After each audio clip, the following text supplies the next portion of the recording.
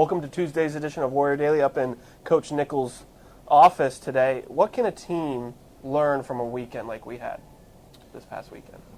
We need to be better. I think we talked a little bit about last week. We blocked really well, and this week we didn't. And I think some of that, the blocking the first weekend covered up some of the deficiencies that maybe we had as a team. So, it really kind of exposed some of those things when we didn't block as well this weekend.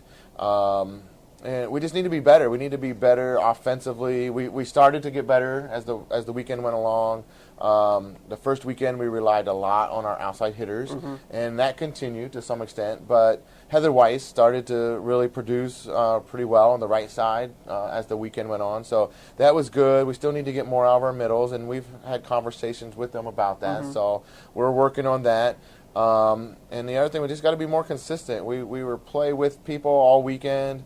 Up to 16, 16, 18, 18 or something, and then all of a sudden we would make 2, 3, 4 errors sometimes in a row, and all of a sudden the game's out of it's almost over at that point. I noticed that trend. It was close up until the 20s, and then the finishing of each set seemed to lack a bit. Yeah, and you can look at it two ways. I guess you can say it's a positive that we're able to compete with. Minnesota Duluth is ranked number 1 in the country this week. Yep.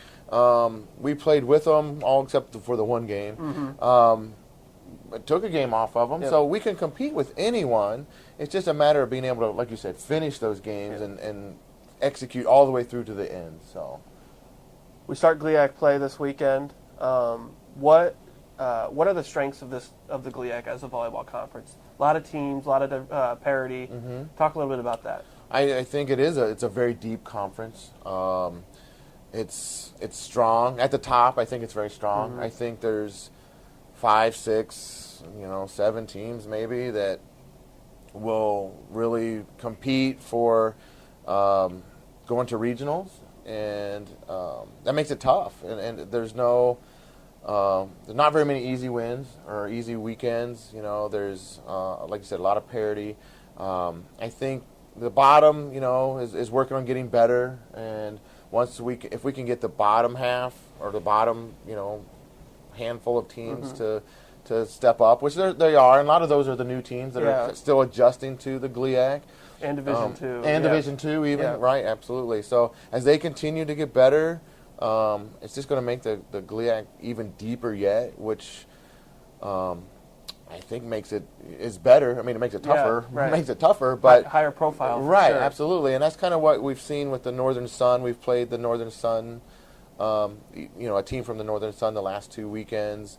And they've talked about, I talked to the coach from Minnesota Duluth, and he talked about, it's just their conference is really strong all the way through, and it makes it better, and it makes you have to be better to compete every weekend. And Concordia's won the national championship the last 6 years, and like I said, Minnesota Duluth is ranked number 1 now, and it's until someone knocks off that conference, it's going to be tough, and I think that's what we got to do. We got to continue to make our conference as a whole better, and not just those top 5 or 6 teams that are really good, and try to make the whole conference better, and then maybe we'll have a chance to be in the same spot as the Northern Sun. Yeah.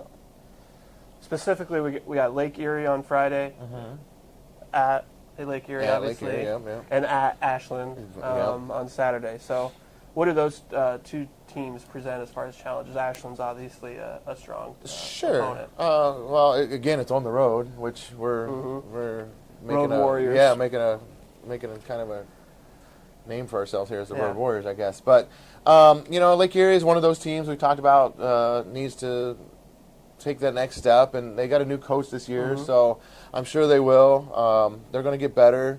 They're still trying to adjust, I think, and they've had trouble matching the size and athleticism the last couple years, and I think they're still probably going to, compared to our team, they're not going to be as big and probably quite as athletic, but they're going to play hard, and that's what they've done the last couple of years. They'll play hard.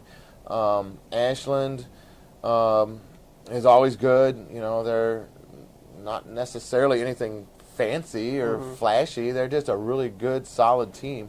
Very well coached. They have good players. and that's what we expect from them. You know, I've watched a little bit of video on them, and we scrimmaged them actually this preseason, and they're just, like I said, just very solid. They're not going to make mistakes. They're going to make you beat them, and so we're going to have our work cut out. It's kind of that back to what we talked about this weekend, where we've got to make sure we're able to play good, solid volleyball for a whole set, for a whole match, in order to beat a team like Ashland.